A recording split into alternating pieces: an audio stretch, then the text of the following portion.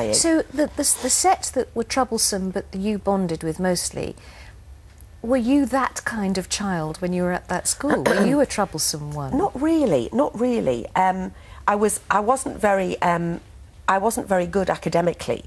It wasn't until I sort of found drama when I was about 14 that a light went on, as they say. Well, I didn't think I was troublesome, but then I did meet one of my old teachers who, when I was stood outside the headmistress's office, because I had to go in for a meeting with her, really, he said, I remember this of old, and I thought, I've obviously romanticised about my life. I didn't think I was ever sent to the headmaster. But, so there are still some teachers there from... there was one guy, Dick Juniman, who came in as a mentor, but most of them had kind of started as I left. Because it was is it Mr Cudden who was the... Terry Cudden was my drama teacher. He was the guy that... and there was an ad a while ago, you know, sort of people who have been influenced by one teacher in their life, of good advertising, I think, for good teachers. And this guy did have a profound effect on me, absolutely. I mean, and he was the reason why I became an actress and not a teacher, because at 17, at Concert Grammar, it wasn't a feeder school for actors, as it were. I think it was only Alan Armstrong who'd ever left to become an actor years before me. And I was actually, I'd applied to teach, and I got accepted into Crewe College if I got one A-level. And it was my dad and Terry who said, we don't think you're cut out for teaching, why don't you try drama school? Gosh. And the proof's in the pudding. So you could have been a teacher. So when you went back, these 3 days you say you did in the classroom? No, I did four days. A whole week? And four-hour lessons a day. So 20 hours of teaching over the week. So the worst bits for you were what?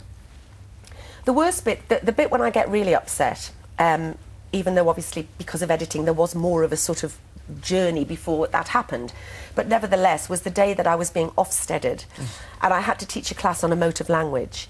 And although emotive language. So although I know what emotive language is, I couldn't come up with anything to teach it. And I was on the phone to my friend Philip Martin Brown, who plays Grantley in Waterloo Road, because he's also a trained English teacher, in the morning, in tears at 8 o'clock, going, Philip, I just can't... And I was getting the newspapers, and, you know, and I'd been up quite late with the crew as well, so it's not like I'd been able to sit at home planning, because they'd been filming me till 10 o'clock at night. And basically, because I was again with the crew in the morning, by the time I got to the lesson, I hadn't kind of had time to set out my stall as I would have if I was a real teacher. So I was really flustered. And basically, I started teaching this class, knowing that the lady who was kind of doing the report was at the back. And it was the actor's nightmare. And I just did not know what to say or do. Wow. And these were a top set class. And I just went, excuse me. Out. I was mortified. I think we've got a clip. Have you? Yeah, here you go. Okay, we've got the Independent and we've got the Sun newspaper. I want you to have a look at that and in a moment read out...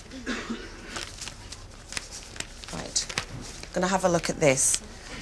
I'm just going to take a minute. Okay. Just going to take a minute, guys. I'm not prepared for it. I can't do it. I've done so many lessons where I've been good and I've known what my subject matter was, and they've chosen this one to do it to me when I don't know what I'm talking about because I've had no experience of it and I just feel an idiot. Gosh, you see, until that moment when you said, I'm just going to take a minute, you actually looked very in control, and I was sitting and listening and thinking, okay, this is going very well. And I didn't know what to do. It was like just words were coming out of my mouth and I didn't know what to say or do.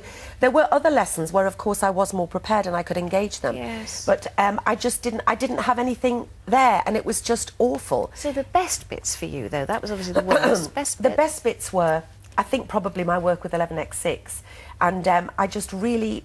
I don't know, I got something out of them that the teachers said that maybe, because I was only there for a short time, and they just responded to me, and I came up with this idea where Concert is a sort of, you know, retired steel town. There's not a lot for the kids to do there. And so I said, OK, let's kind of, we've got to engage these Barcelona students who are coming over and make Concert a good place to be. Oh, you know, all that went on. And so I wanted to take all of them up to Concert, and I had to go to the headmistress to ask permission, and they would only let me take half. They had their reasons, but I was really upset about that because I felt, well, how can I choose between them? Yeah. They made the choice. So I set the others on the computer task of doing lots of research. And of course, what again is on is that instead of doing that, they did do that, but they also were Googling me and put me right on the spot. And one of them says in it, oh, miss, says here that you were an alcoholic. like that to me. No way. And it does say that on there, and I've always been very honest about my sort of past problems in that way. But these kids, and there was this. Did they use that against you? No, they didn't at all. No, they didn't, because I was very honest with them, and I said, yes, I have, you know, it's all on there, and I have had my problems, and, you know, look and learn, don't go down that road. And they were very interested. And then there was one young lad, Ryan, and they were kind of worried about me taking him out of school, because they thought he might, you know, do one. And he was, like, glued to my side all the time. And we had such a wonderful talk, and he told me that he'd never admitted that he would quite like to be a stuntman.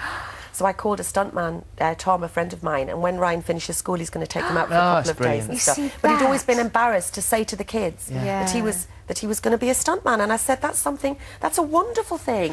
Well, you know. it's, as we said, it's Playing the Part. It's on BBC One tonight at 8 o'clock. And just to take you back to your school days, in a moment, we're going to take you over to Phil, who's going to do a bit of a pudding club, and hopefully he's going to show you how to make something that will bring all those school memories back. Okay. Whether it's in a good way or not, I don't know. What are you going to do? It's made you very emotional, hasn't it? You tell us. Well, we're going to do chocolate sponge and pink custard. From my school? From your school days, there you go. Hey. Hopefully it'll be good enough. Are you going to do it? Well, we're going to do it.